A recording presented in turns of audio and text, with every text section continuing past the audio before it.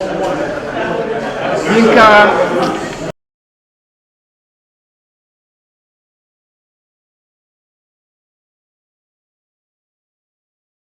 Afternoon, gentlemen of the press. I visited the President, His Excellency, President Bola Ahmed Tinubu, on behalf of the people of Southeast of the country. If you recall, a few days ago, we had a meeting of the leadership of Southeast, political and the non-political leaders, in conjunction with the leadership of Ohanaeze Ndigbo.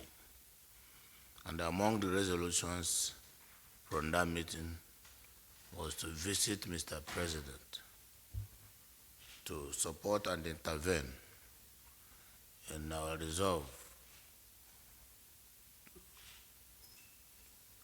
in addressing the issue of insecurity. The southeastern part of the country, of course you are aware, has been bedeviled with this high level of insecurity, ranging from banditry, kidnapping, activities of non-government, to the extent that most of the states, out of the 5 states in southeast, eastern part of the country, a lot of resources has been spent.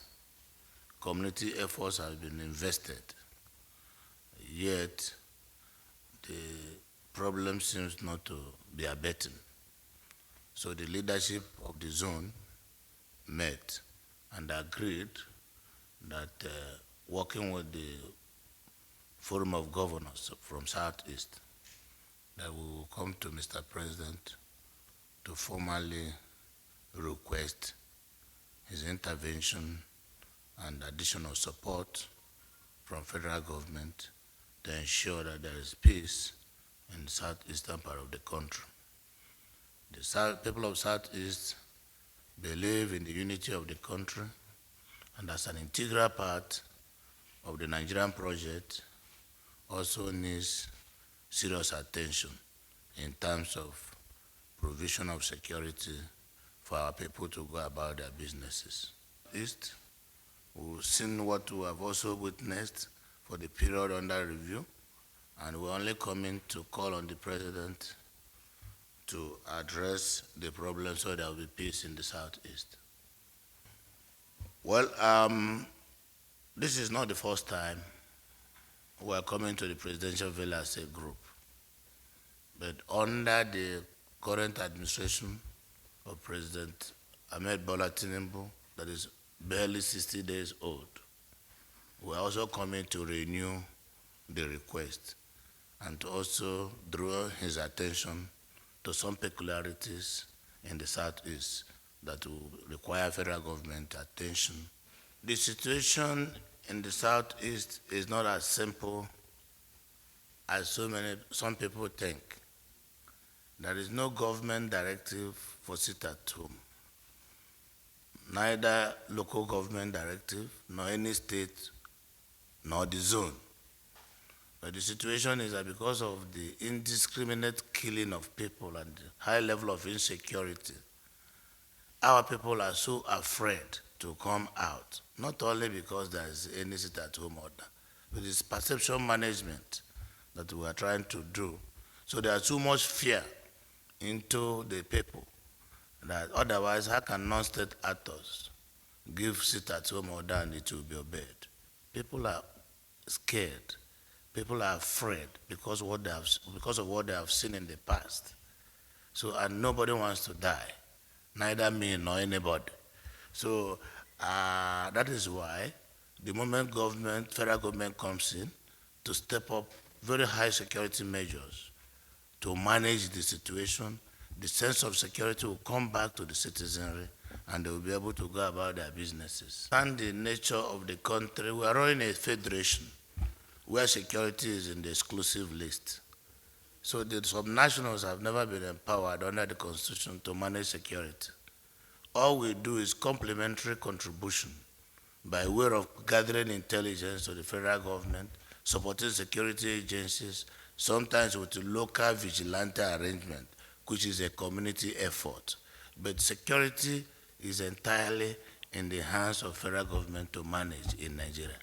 In diplomacy and the foreign policy programs are also in the exclusive list.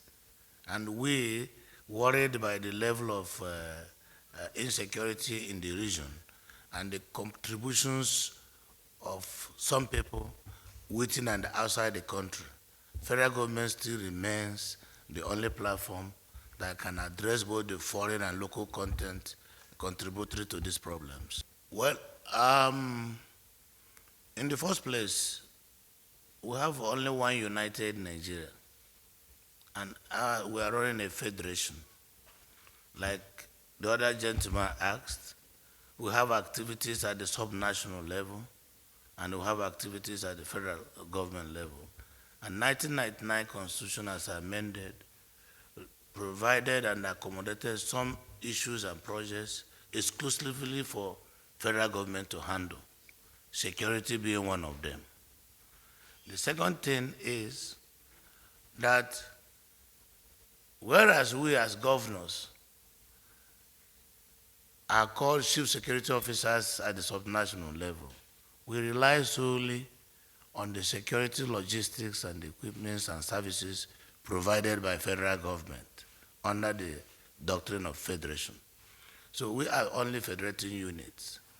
On the other hand, at the subnational level, we don't have the right to choose or reject security measures from federal government, being part of the federal government. So I don't think, this trouble when it started at the initial time, some people decided on their own to politicize it. And in the process, what we got was a cocktail of issues that today is very clear that these issues must be resolved. If we now begin to embark on investigation to find out what happened or what didn't happen, we will further elongate the problems. Federal government has been there. The Nigerian Army has been working. The Nigerian police has been working. All security agencies have been working collaboratively with the local authority. Because at the end of the day, federal government security officers must also work with local input in terms of local intelligence gathering, community vigilante, and all sorts of things. So it is going to be a collaborative effort. Security vote, I'm not against it, but I don't operate it in Imo State. Again, you should find out from my parliament. I don't operate it in Imo State, but I still think that governors should be given a headroom. Head of government should be allowed a window to have funds they can use to manage security issues. As I speak to you, we are not addressing the problem of insecurity in Imo State through kinetic means alone. We have adopted both kinetic and non-kinetic approach. We also procure intelligence that will help security agencies function effectively and efficiently. So all these are intangible aspects of security control measures. So it is important that governors who have been elected, sworn in to manage the resources and the mandate of the people be given latitude to operate so that they will be able to provide results.